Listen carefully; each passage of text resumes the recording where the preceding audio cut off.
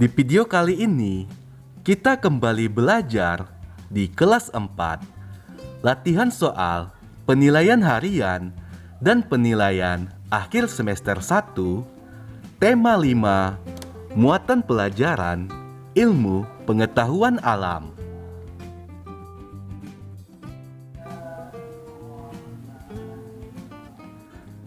Benda-benda yang tidak dapat ditembus cahaya disebut benda: A.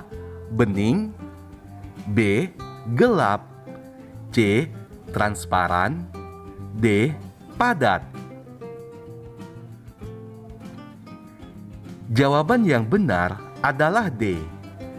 Benda yang tidak dapat ditembus cahaya disebut benda padat.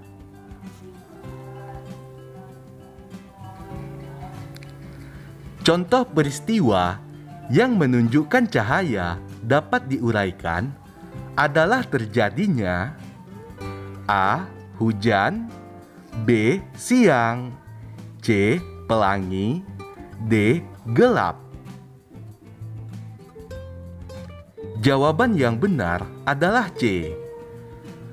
Contoh peristiwa yang menunjukkan cahaya dapat diuraikan adalah terjadinya pelangi.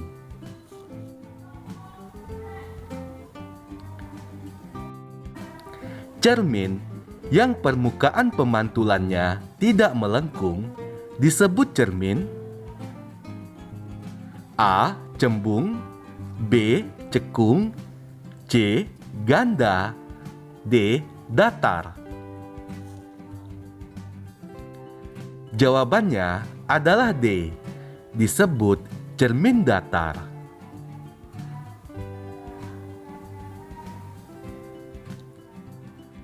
Sumber cahaya terbesar di bumi adalah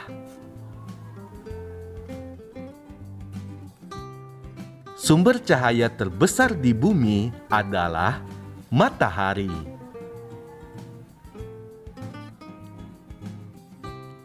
Jika cahaya mengenai permukaan benda akan terbentuk, jawabannya akan terbentuk bayangan.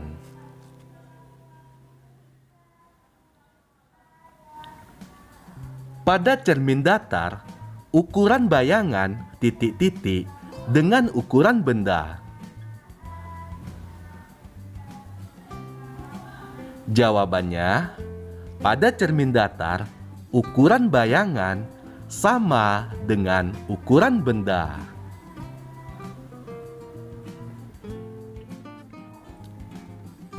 Ciri-ciri pemantulan teratur yaitu: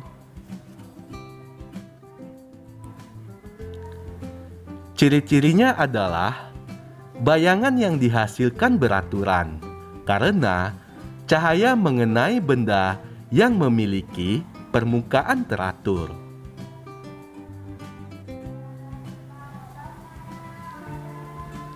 Bayangan benda yang terbentuk tidak teratur terjadi karena pemantulan. Jawabannya terjadi karena pemantulan cahaya tidak teratur.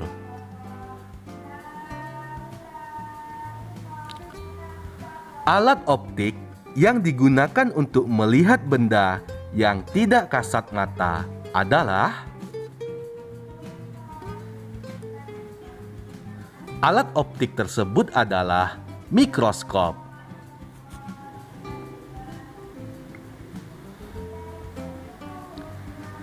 Alat optik apa yang diperlukan seseorang yang memiliki gangguan penglihatan untuk melihat benda-benda jauh? Jawabannya yaitu kacamata. Alasannya, lensa pada kacamata dapat membelokkan cahaya. Cahaya yang datang dari luar menembus lensa yang bening, lalu dibelokkan ke retina mata sehingga kita dapat melihat benda dengan jelas.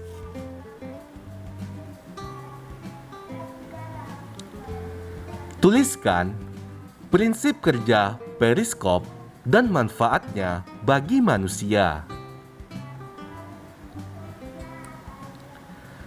Berikut adalah prinsip kerja periskop. Pertama, cahaya yang masuk dari bagian ujung periskop akan dipantulkan oleh cermin. Selanjutnya, pantulan cahaya tersebut kemudian merambat lurus menuju cermin kedua. Saat mengenai cermin kedua, cahaya kembali dipantulkan. Pantulan cahaya dari cermin kedua akan mengarah ke mata, sehingga kita dapat melihat keadaan di atas periskop. Manfaat periskop bagi manusia yaitu untuk mengamati keadaan di permukaan laut.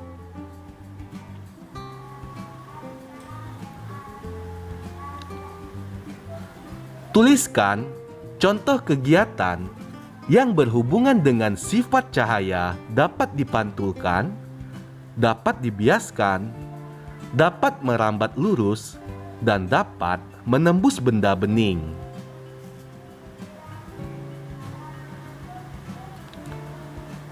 Contoh kegiatan cahaya dapat dipantulkan, yaitu cermin dapat memantulkan cahaya. Kemudian, contoh cahaya dapat dibiaskan, pensil terlihat patah saat dicelupkan ke dalam air. Contoh cahaya dapat merambat lurus, percobaan cahaya lilin merambat lurus melalui lubang karton. Contoh cahaya dapat menembus benda bening. Cahaya akan menembus botol bening.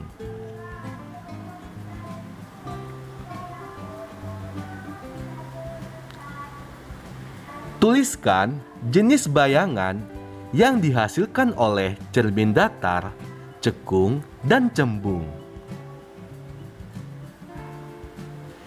Jenis bayangan yang dihasilkan oleh cermin datar. Pertama, ukuran bayangan sama dengan ukuran benda. Kemudian, posisi bayangan berlawanan dengan benda. Selanjutnya, bersifat semu atau maya. Yang kedua, jenis bayangan yang dihasilkan oleh cermin cekung.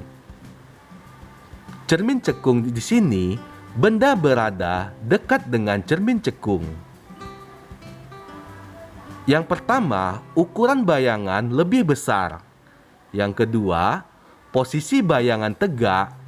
Dan yang ketiga, bersifat semu atau maya.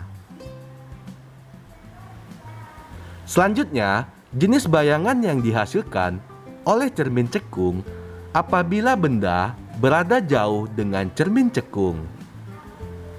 Yang pertama, ukuran bayangan lebih kecil. Kedua, posisi bayangan terbalik. Ketiga, bersifat nyata atau sejati. Selanjutnya, jenis bayangan yang dihasilkan oleh cermin cembung. Ukuran bayangan lebih kecil. Posisi bayangan tegak dan bersifat semu atau maya.